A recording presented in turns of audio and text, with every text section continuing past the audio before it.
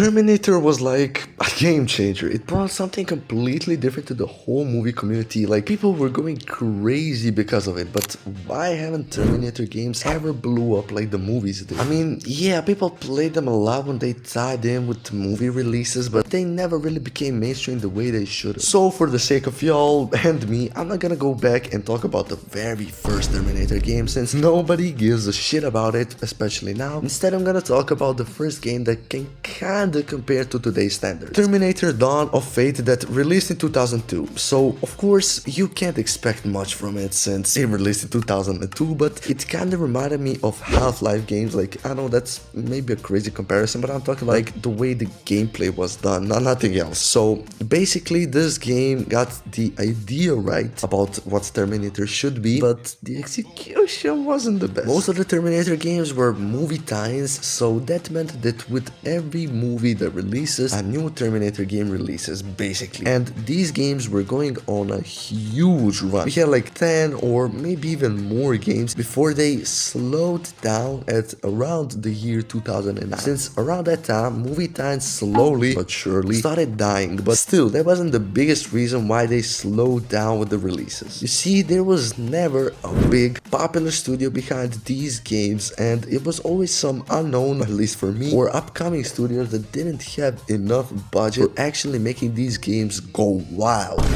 Another reason is that after Terminator 2, the quality of the movies, we need to agree, started dropping, and not many people were into them the way they were before. The main reason movie tie-ins, including Terminator, started dying is that games like Call of Duty, Assassin's Creed, The Last of Us, I mean, The Last of Us was later, but still, proved that a solo standalone story and a full new story in a game works as good or even better than something that people already know, because when you get into these new games, you experience something completely new and first that you never seen and experienced before. And that's not the case like with 99% of the movie tie-in games, because as the name says, movie tie-ins, they release at the same time with the movie, the same title as the movie most of the times, and they're like the playable movie. But hey, don't get me wrong, we've got some pretty good Terminator games that could have possibly made this huge franchise expand into gaming. Games like Terminator 3, The Redemption, which released back in 2004, which was a long time ago, and Terminator Resistance, that is pretty recent game that came out in 2019, were considered the best out of the whole franchise. Terminator 3 because it brought that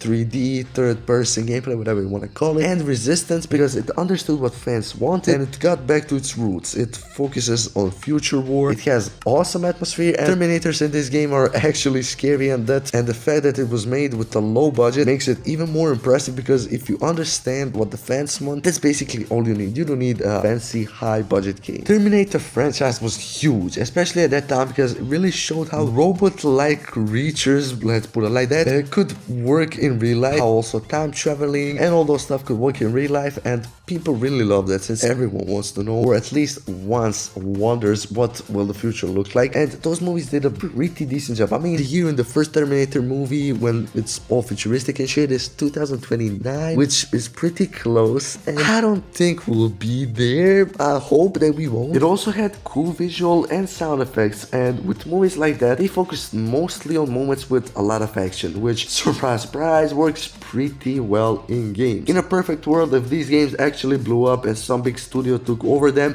we would have sick boss fights, vehicles, weapons, and you would literally be afraid of Terminators. Like, you would feel and you would be powerless. And this concept fits gaming so well because of its clear gameplay loops, amazing atmosphere, iconic enemies, and even the story could be changed. For an example, instead of running from Terminators and attacking only when we get the chance to kill them and get them out of this earth, maybe we could be hunting them, like we hunting the Terminators. I know that sounds crazy, like a force or a military or something. Like, I don't know, don't look at me, there's a reason I'm not a director or a story guy. But with all the bad games that we got, fans still want a good Terminator game because they actually love the franchise, and the sole fact that they could experience something that they previously only could watch, even though we got Resistance, and the sole fact that they could experience something that they previously only could watch. Even though we got Resistance, and yeah, it was good, I still don't think we experienced peak Terminator in a sense of a game. With a franchise like Terminator, we got over a dozen of games, which of course meant that the developers changed, and most of the times when the studio changes, it doesn't end up well, especially with Terminator games, and it was pretty mixed. Like, sometimes it was good, sometimes it was shit, but sometimes maybe good, sometimes maybe shit. But one thing is for sure, that it was hella confusing. Most studios that worked on a Terminator game didn't make a bad game in the sense of the gameplay, but most of them never really understood what fans really want, because they want a respectfully canon story, good audio and visual design, and most importantly, a game set in future war. The only one that got close to that was Resistance, and that is why it's still considered the best out of all. When it comes to any franchise, either it's movies, gaming, or anything in the world, you're always gonna have competition, and that was also the case for Terminator. No shit. Whilst it had many competitors, the most noticeable one was Robocop. Now, Robocop was something completely different from Terminator, but they had the same core, like robot-like creatures doing something on Earth. Now, by all the numbers and how much the fans loved them, Terminator was bigger than Robocop, but nobody really understood, and still nobody understands how close Robocop was. The same goes to the games. Whilst Robocop didn't have a proper game for decades, Rogue City released, and it really understood what the Robocop was. It actually felt like a playable 80s action movie, which was sick. I mean, it wasn't perfect, but if you ask me, for my honest opinion, Robocop had higher peaks than Terminator games, but much lower lows. Like, they hadn't had a game in years. The only reason we could say that Robocop didn't reach the potential of Terminator was that the Terminator focused on simpler and more marketable story. It was basically a killer robot is sent to the planet Earth to kill someone important, whilst Robocop was a murdered police officer is rebuilt into a cyborg that fights crime and corruption. Like, it was more confusing, and it went more into the depth of the community, the corruption, and everything. And also a very unfair advantage was that Terminator had Arnold. Get down, get down, get down! So, like, you know, so the real reason why we never got a real mainstream Terminator game was that movies started, as already said, declining after Terminator 2. And that movies, believe it or not, indirectly hurted the game's popularity, because they were the identity that the games needed, and without them, the games probably wouldn't come this far. I mean, maybe in a perfect world they would, but